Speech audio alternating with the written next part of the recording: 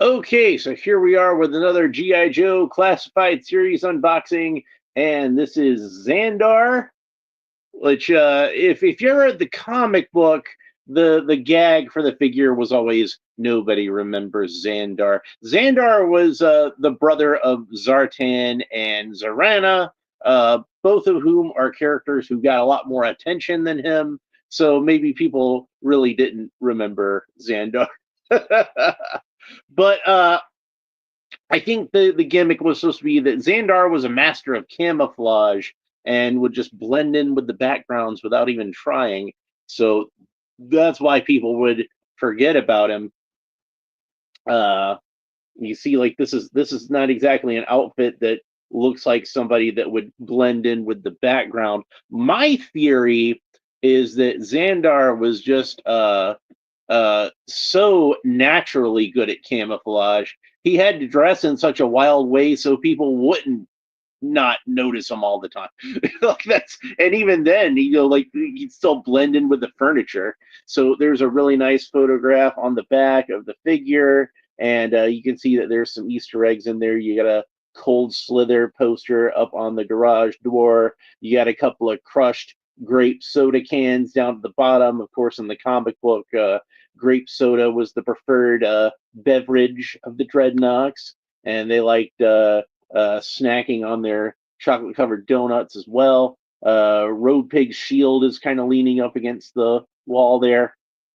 And just even being a service station, that was often something that they would use as a front for their headquarters. Nice picture of Xandar on the back. And yeah, other than that, it's pretty standard GI Joe classified packaging. We got the little esoteric symbols over here. We got the QR code that leads to the Hasbro website over here. This is figure 146 in GI Joe classified. It's hard to believe they've done almost 150 of these things, isn't it? Well, let's go ahead and open them up. I suppose they've done more than 150 if we count the vintage card figures. By the way, this guy's not going to come with a figure stand, and I'm of the opinion that every figure should come with a figure stand, especially since I know they have one for these figures. Since like I said, the retro card ones have one.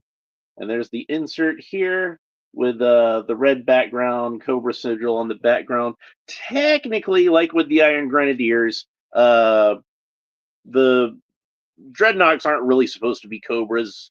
They're supposed to be kind of like outside contractors, but we'll forgive that, won't we? Bobby Wald says, I think Xandar is adopted since he's not wearing a hairpiece like Zarana or a hood like Zartan, because since those are bald.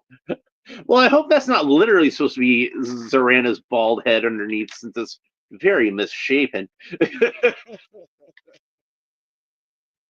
But yeah, it doesn't look like his hair is removable. I don't see any reason why it would be, because he doesn't have an alternate hair piece.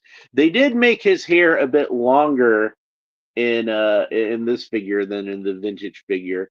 So we got two accessories that I pulled out so far. We got this dagger, we got that, and we got a handgun, and there's more accessories in here I'll be pulling out. And then we have his rifle. And this is got kind of like an arrow shooting rifle, which apparently is a more common thing in the GI Joe world than it is in the real world. Because I don't know really outside of like spear guns for fishing. I don't really know about anything like that for scuba diving. Uh, but yeah, he's got that gun that shoots arrows. He does have some arrows in his backpack. There's the backpack, and it's this kind of dark grayish blue. Xandar did have a lot of blue on his costume in the original figure, but they tried to make it more of a muted sort of blue for this one. So gonna get those out, and then we got this bladed weapon. Okay, get this pulled out, and it's a funky looking thing. I don't know what to call that. Knife, dagger. I don't think it's quite long enough to be a sword, but it's a strange weapon. It looks nasty. It looks like it could hurt you pretty bad. And then Bobby Wald says Xandar is supposed to be the master of stealth, so most of his weapons are supposed to be low sound making. That is true. So that's probably what the thought process was with the arrow shooting gun. But yeah, they took some liberties. They always take some kind of liberties with these figures, but they took some liberties with Xandar, especially because the original one did not have this flak vest on him, and he's got some tattoos that the original one did not have. You can see that there's the dreadnought tattoo at his wrist here, and he's got these gold skulls on his shoulder pads. Those are interesting. So yeah, and his pants are oddly enough on the original figure he had gray pants, but on this figure they made his pants a little more bluish. So they made all the gray a little, all the blue a little more gray, and all the gray a little more blue. He's got a gold chain hanging off his belt, and so some pretty good details, I think. And then there's knife sheath on the back. Got a gun holster over on this side, so we'll be able to store all of his accessories. And Harvey Dent says howdy. Well, howdy right back at you, Harvey. By the way, that's never going to heal if you don't stop picking. Sorry, I couldn't help but make a Batman Forever reference there. All right. So he does have the scarf like the original one had, and I believe this is a newly sculpted scarf. I don't think we've seen this one before. And it's bright pink like the original Xandar had. Now I'm not gonna pull this whole figure apart right now, and it doesn't look as if this is like intended to be removable, like in the strictest sense. I probably would have, if it was up to me, I would have made it so you could take this off very easily. But you can take off the arms and heat up the vest and pull it over the torso. But I'm gonna see if I can see where, if I can spot it. Yeah, here. If we pull it down a little bit, you can see they actually did paint the red markings onto his chest, like the vintage figure has. Even though it's going to be hidden by this flak vest, you can still pull off the flak vest, and he'd have the red markings on his chest, like the original Xandar figure had. So that's pretty cool that they did that.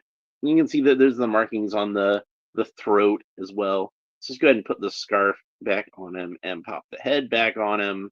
And while I was doing all that, Harvey Dent said something else. So I want to see what he said. He said, "Have you seen the new Francine Fry Electro? It's pretty cool." I have not. So I'll try to remember to check that out. Bobby Wald said, "I liked how Peter Cullen made Xandar sound in the movie that made him more mysterious. I can't remember the voice actor for the regular series." He had that one line that I remember from the movie. Like I don't remember if he had any other lines, but the only line I remember from him was, "You know us," and it was that kind of like yeah, that sort of gravelly whisper, and he just sounded really cool. And it's like, the joke, like I said in the comic book, is that nobody remembered Xandar, but in real life, while I did remember the character existing, I couldn't even remember what his voice sounded like when I watched the movie again for the first time in years. Remember, the GI Joe movie was the first time that they ever, you know, put anything GI Joe related onto DVD at all. So for the longest time, that was the only GI Joe thing that I had to watch. So I watched it quite a bit, and but I hadn't seen, of course, the original cartoon since like the '80s. It's like it's not like they were showing it on TV a lot, and like I said, the only thing on DVD was the movie. So I couldn't even remember what Xandar sounded like on the original show. Hell, I still can't remember it if I try to think about it now.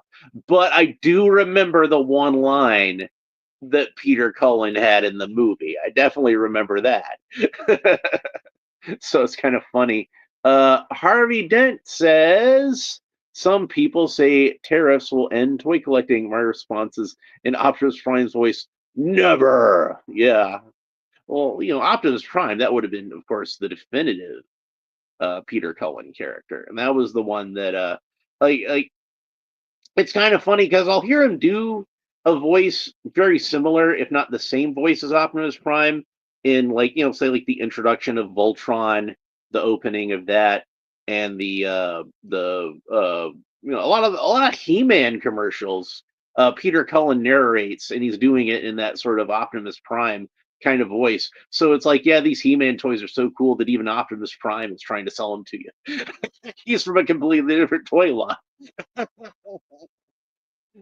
Bobby Wald says there's an episode called Rotten Egg where he's really just whining sounding. Well, honestly, that's more like what I would imagine Xandar would sound like. He'd be the I mean, he literally is redheaded, but he'd be kind of like the redheaded stepchild of the siblings. He'd be the ones that like he kind of tags along with Zorana and does what she tells him and that kind of thing. And of course, Zorana does what Zartan tells her. So Harvey Dent says, "Do you think Egg Foo from DC should get a McFarlane DC Universe figure?" That would be a challenge for them to make. Isn't Egg Foo basically? He's like the top half of an egg. He's like a dome shape. I don't even know how they fit that in the package. Like maybe they could do it as like a deluxe figure, like one of those big boxed figures. Maybe they could do Egg Foo for that. I would say if you were gonna do Egg Foo, uh, and honestly, that might be the sort of thing where it's like there might be some how do I put this? There might be some reasons that you might not want to do that character in the modern day. I'll put it that way. There are some reasons that a character in current year, a character like Egg Foo might not be one McFarlane wants to tackle. We'll put it that way. So, but if they did, I would say the thing that you would have to do with Egg Foo is make the mustaches, uh, since they're supposed to be prehensile, make the mustaches like bendy, and that way you could have them like have it wrapped around characters and stuff like that. That's how I would do that if I was going to make that character. And even then, like I said, I don't know if that would be a character that I would necessarily that would necessarily be the wisest idea to make in the modern day. So we'll put it that way. Uh, and then Harvey says, speaking of Wonder Woman villains, did you see Creature Commandos? Circe is in it and she's the hero. I have not seen Creature Commandos yet. So maybe I'll get around to it one of these days, but it's mostly working and sleeping. Working and sleeping and doing these videos where I talk about action figures. So anyway, let's go ahead and talk about his articulation before we do anything else. Xandar can't look up very far because he's got that long hair and the scarf and the flak vest, and it all kind of bumps up against each other. So he really doesn't look up far at all. He can look down pretty decently, so that's good. You can turn the head all the way around. There we go. And then he should, even though we can't really see it, but he does have the extra neck articulation that G.I. Joe Classified usually has. So he's got some where the head meets the neck and some where the neck meets the shoulders. Bobby Wald says they use Xandar in the live action G.I. Joe Retaliation, but I will never know that if I didn't have the captions on. Yeah, I always say that that's the best casting of Xandar because nobody remembers that he's in the movie. It's always like, oh yeah, he was in that, wasn't he? He was a Secret Service guy. But yeah, Xandar is actually it. He actually has a live action appearance that nobody knows about, and I think that's actually really fitting. Even Zorana didn't make it into the live action movies. Of course, maybe she's got the bragging rights in that one. I don't know. Actually, I actually did like Retaliation a bit. I thought Retaliation was fun. Anyway, so he's got the butterfly joints, so the arms can move back about that far, forward about that far. keep saying I don't show the action figures enough in these videos. I don't know what you're talking about. It's on the screen right now. Somebody in the last video said that like you're on screen more than the action figure is. Well, yeah, I haven't opened it up yet for most of it. And like sometimes when I'm talking, I might wave and have the action figure out of view or something. That's gonna happen. You know, this isn't like just a regular unboxing. This is just something where I'm sitting on my couch talking about action figures. That's all this is supposed to be. If you're wanting anything else out of it, I'm sorry to tell you, this is not the kind of channel this is. This is something where like I just want to talk about the action figures when I open them up. That's it. If that's not something that you find entertaining, like there's other stuff on YouTube. There's probably other unboxing channels that are more like what you want. And I don't like to be the guy who says if you don't like it, don't watch it, because of course I want everybody to watch my videos because I think they're fun. But I mean, if you don't like it, why are you watch? Let's watch something else. It's fine. You're not gonna hurt my feelings.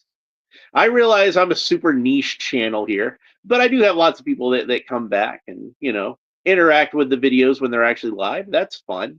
Leave comments, but even if it's critical, I like it when you leave comments because that's engagement. So thanks for the engagement.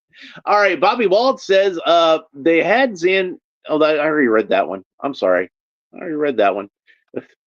So yeah, where was I? Articulation. That's right. So he does have a bicep swivel. Bicep rotates all around. The arms move up at the shoulders, only about that far because they kind of are hindered by the shoulder pads.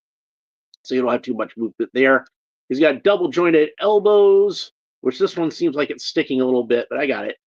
Gentle coaxing. That's how you do that. Never force your action figure joints. Gentle coaxing is where it's at. And if you can't get it to budge, use some heat, apply some heat to it. Use a well, that's not a gun holster. I think that's for the bladed weapon. The gun holster is on his chest. Well, we're gonna figure all that out in a minute when we talk about the accessories some more. But yeah, never force your action figure joints because that's how you break action figure joints. Of course, the wrist rotates all the way around, and the right wrist has a vertical hinge which moves up and down like so. And then the right wrist rotates all around and also has a vertical hinge which moves up and down like so. And I believe these are brand new forearms that are designed just for Zandar. So I haven't seen them before. Anyway, Harvey Dent says, I understand why DC might not want to do egg foo figures, but you got to admit it would be a fun mega fig. Actually, mega fig, that's the term I was trying to think of. Actually, it pisses me off that we haven't gotten a single Wonder Woman figure from DC Multiverse. I think you mean single Wonder Woman villain figure, because we have gotten a couple of Wonder Womans. But yeah, come to think of it, we have not gotten any villains of Wonder Woman in the DC Multiverse, and that's odd. But especially when you consider the fact that most collectors of just DC in general would want to have a the full membership of the Legion of Doom, and Wonder Woman has at least two villains in the Legion of Doom between the Cheetah, the most obvious one, and Giganta, who, even though on the cartoon she's set up more as an archenemy to Apache Chief, in the comics, you remember originally Giganta was a villain of Wonder Woman. That was where she first appeared, was in the Wonder Woman comics. And originally she was just a very big woman, not necessarily like she couldn't necessarily grow to gigantic size. She was just a big buff woman because she'd been evolved from a gorilla. But yeah, there's lots of really cool Wonder Woman villains they could do. Like Ares is an obvious one because everybody wants to use Ares these days. But I can see them doing like Dr. Psycho or the Angle Man might make a cool figure. You got Silver Swan. Hell, Dr. Poison was in the movie. I would figure we would at least have the villains that were in the movie, like Dr. Poison and Ares. Yeah. And then Giganta Megafig would go crazy. Yeah, see, that's like people would want to have at the very least even if you're not specifically a Wonder Woman fan, just DC fans in general would want to have the Cheetah and Giganta for their Legion of Doom. And like, I think part of the problem with that is that McFarlane tends to eschew from the female figures as it is, and that's not to say that we don't have some. By the way, one of my upcoming DC multiverse figures will be the new Supergirl figure because I did get her in the mail the other day. But yeah, like for whatever reason, they tend to not have as many female characters as male characters. So Harvey says, yeah, I already read that one. Okay, all right. So I'm caught up with the chat now. So yeah, I figured you meant Wonder Woman villain. Like that. That was implied. So sometimes you just get to typing things really fast on the internet, and uh, things get left out. So anyway, he's got an ab crunch. You can bend backward about that far, bend forward about that far. Of course, the waist turns all the way around, and it kind of rocks back and forth in different directions. It's almost like an '80s style GI Joe waist articulation, but it's not an O-ring. It's a ball in a socket. I don't know what people are talking about when they say I don't talk about the figures. That's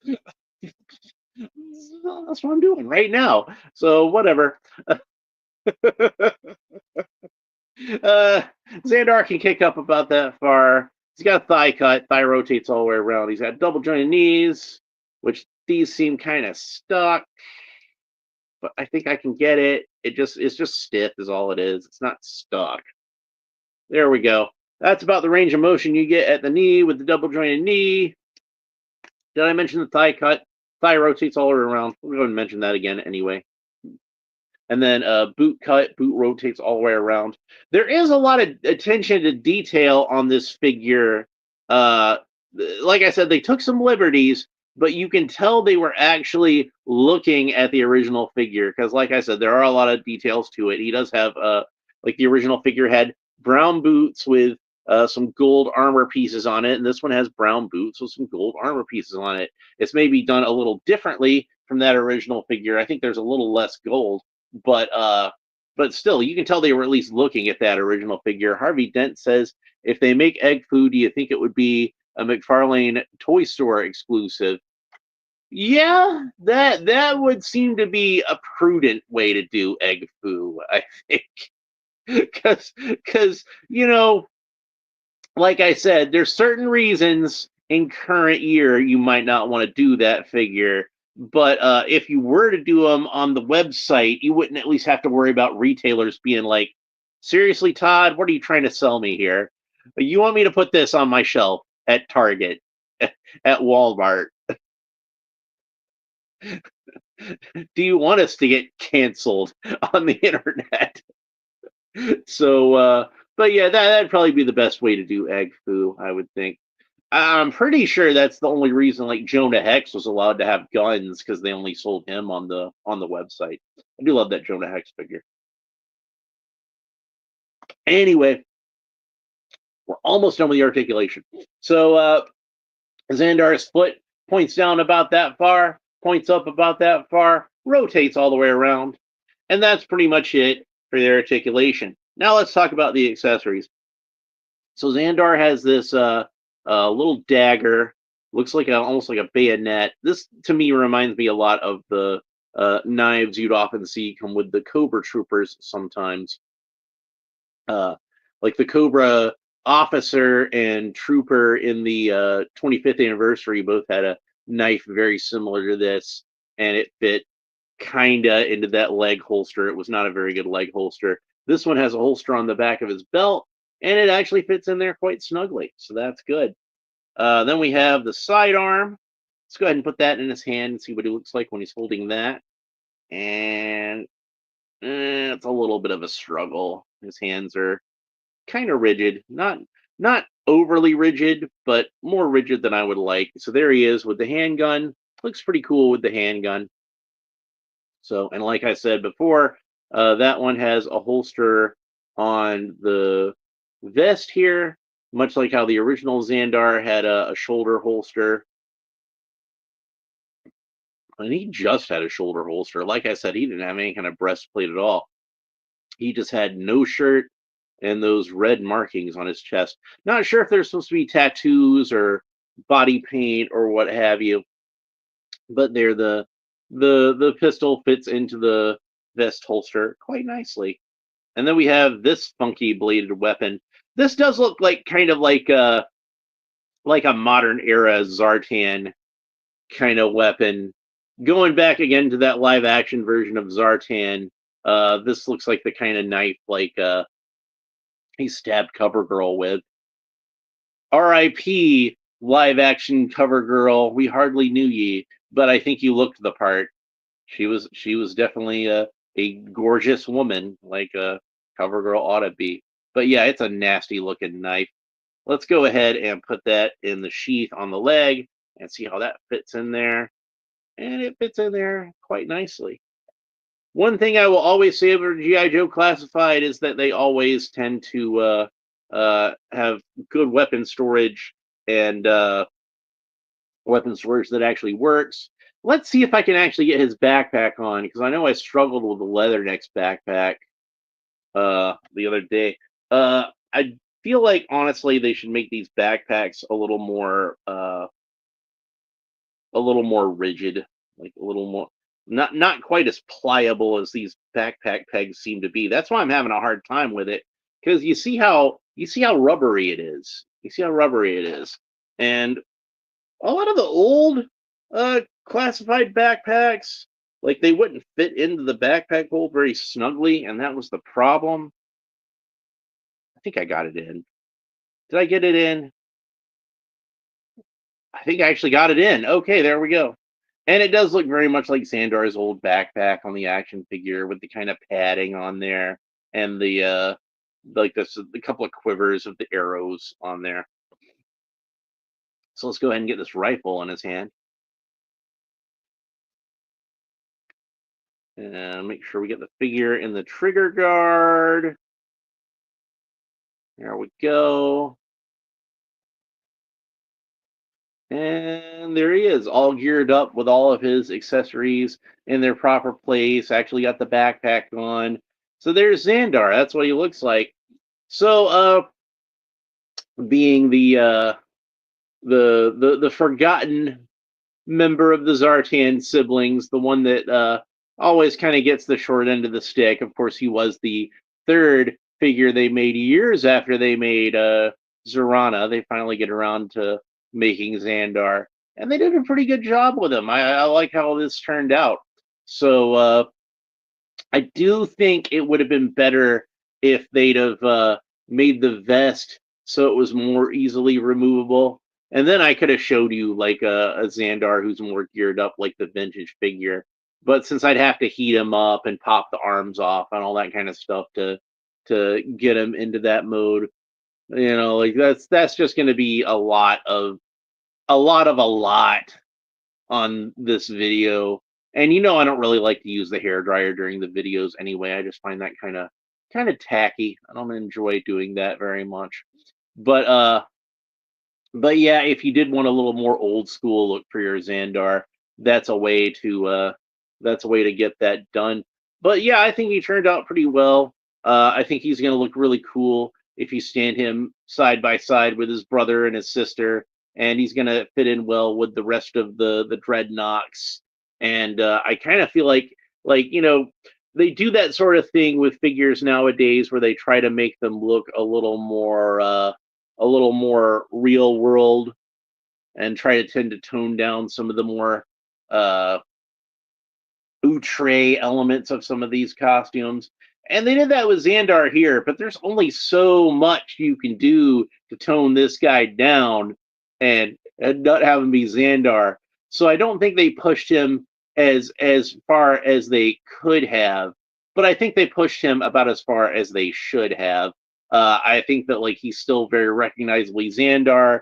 He's still a pretty wild, outrageous looking guy. So that's good. They did a good job with him. So thumbs up to them on that. Harvey Dent says, "What does wait? Does Egg Foo have legs now? I think that the modern version had like little spider legs on the bottom of his base. The Grant Morrison kind of version. The one where they made him look more like an egg and less like a Fu Manchu. So, so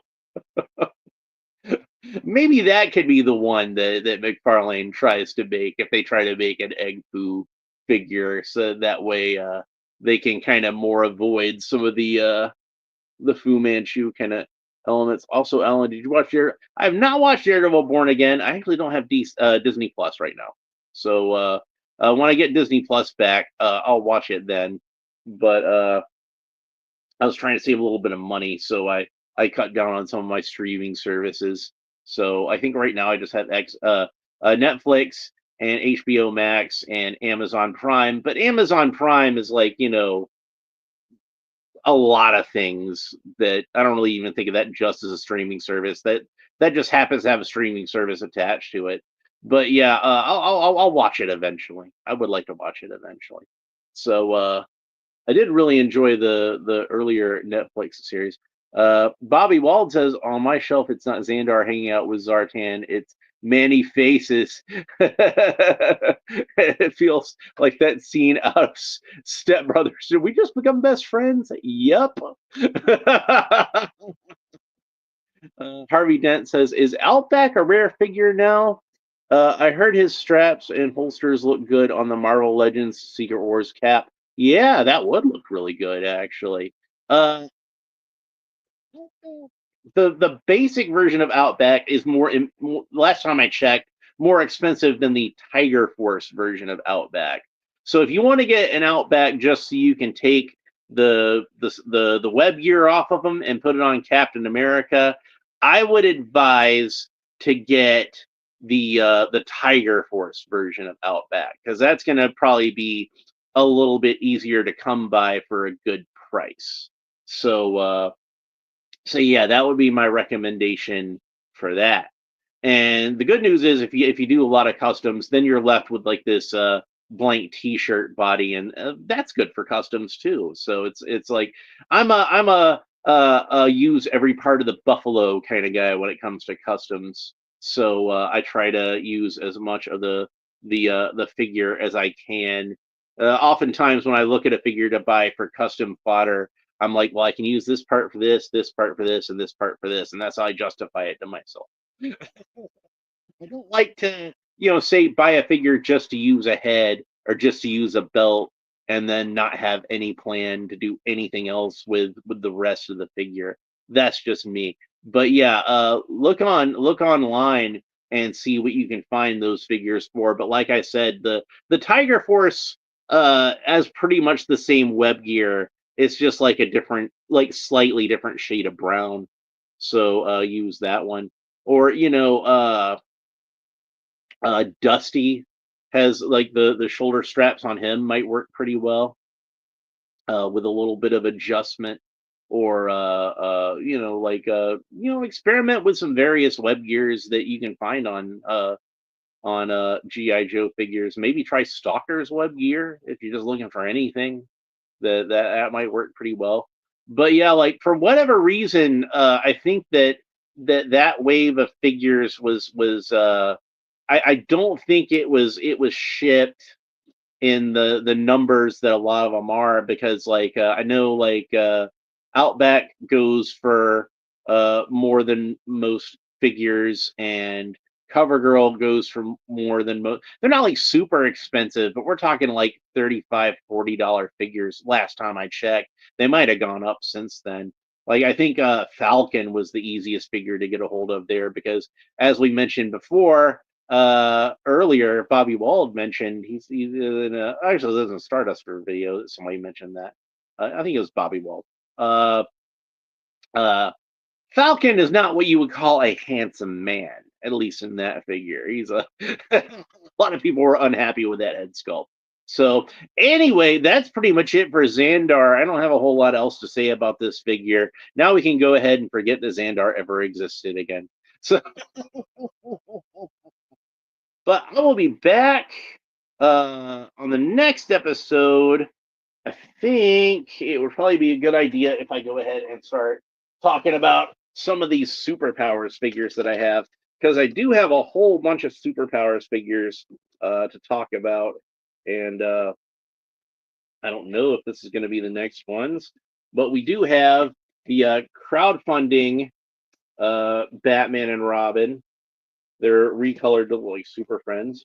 I've been looking forward to opening up those for a while, and of course the Bat Multicraft. I've got that, and then we've got like that whole wave of superpowers figures that I haven't gotten around to opening yet, with Jason Todd and the Atom and the Golden Age Flash, Jay Garrick, and the gigantic Lobo figure that they made.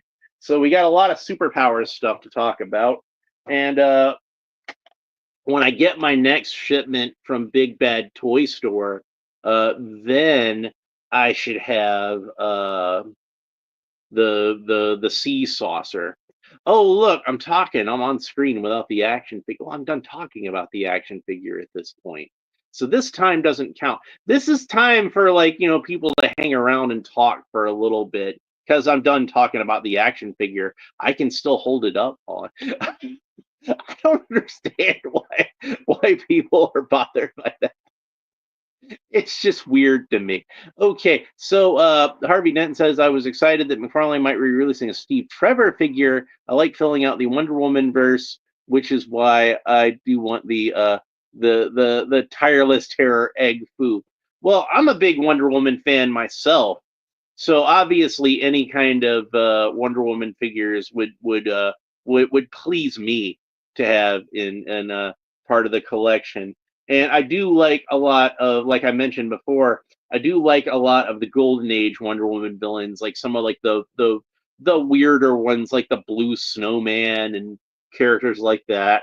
And I always really liked Doctor Poison. I was really excited actually when Doctor Poison was in the movie because I was like, dude, they got Doctor Poison in a lot. I never thought I'd see a live action Doctor Poison of all things. But yeah, I do kind of feel like McFarlane just kind of neglects female figures in general, and even the male Wonder Woman villains I think kind of suffer because of that. So Steve Trevor would be a cool figure to make, if nothing else, to make like they could make the movie version of Steve Trevor. Like really, they ought to make movie versions of like pretty much any character, right? I mean, those are ones like I think more people would know.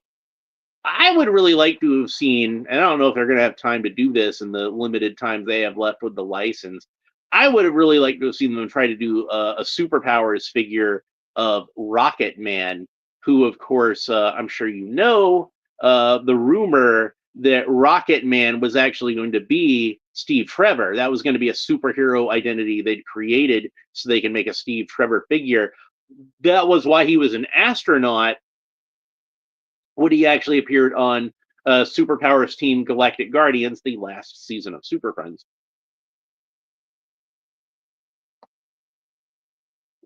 And if you look at the head sculpt on the prototype figure, it did look very similar to how they drew Steve on that cartoon. So the rumor is that if if they had have released Rocket Man, that he would have, on the back of the package, it would have said he was Steve Trevor. Lone Dragon says, "Who's this clown?" I don't know. What was I reviewing again? God, I'm drawing a blank. Anyway, Lone Dragon also says, I thought Shatner was Rocket Man. Maybe Shatner could have pulled off playing Steve Trevor. I think that could have been, you know, that could have been something he could have pulled off, maybe. So I don't know. He might have been. I think he was about the same age as Lyle Waggoner, so like they probably could have had Shatner be Steve Trevor on the TV show, maybe. But yeah, like one of the greatest musical performances of all time. When somebody says name a cover that's better than the original, that's one that always comes to mind for me. All due respect to Sir Elton John, who used to live in the same city as me. So nothing against Elton John, but But yeah, Shatner's Rocket Man is my favorite. Harvey Dent says next time Steve Trevor shows up in a Wonder Woman film, they should play Elton John's Rocket Man as a reference to that. Well, I would not mind that at all. That would be fun. So anyway, I think that's about it for Zandar. I hope you enjoyed this episode. If you did, please make sure that you like and subscribe and all that fun YouTube stuff down below. Leave a comment. Let me know what you think about Zandar. And leave a comment letting me know that I talk too much during the videos, because apparently that's a thing. So people want me to like just hold up an action figure and not be on screen. I guess people just want this to be the video. I don't know. I don't know. The channel is called Alan Belks. I don't know why you come here if you don't want to see Alan Belks. Like it's it's it's just funny to me. So anyway, thanks for watching. Hope you enjoyed it. We will talk to you next time. Bye. Oh, Harvey Dent says, "Sorry, I asked so much about egg." You know, it's fine. It's fine. I don't care. I don't mind. I like talking about stuff in the chat. That's 100% cool. That's why Lone Dragon's here. Alan Who, Doctor Who. I'm a Time Lord. Oh, by the way, I haven't had a chance to check out that link that you sent me. I'm really bad about checking messages. I'm sorry. I'm gonna actually I'll do that as soon as I get off of this video. This is while I'm thinking about it. I'm gonna go and shoot my thumbnail, and then I'm gonna watch the video that you sent me, because I keep meaning to do that. So never heard of him. You never heard of who? Oh, this guy. Who's this guy again? I don't know. Well, anyway, we'll be back next time. We'll talk about some superpowers, but I don't know what superpowers yet. We'll just see. We'll do superpowers next, and then we'll move on to regular DC multiverse, and I might open the Masterverse King Randor in between, depending on how the timing works out. So he's giving me the raspberry. Only one man dares give me the raspberry. Lone Dragon. We'll talk to you next time. Bye.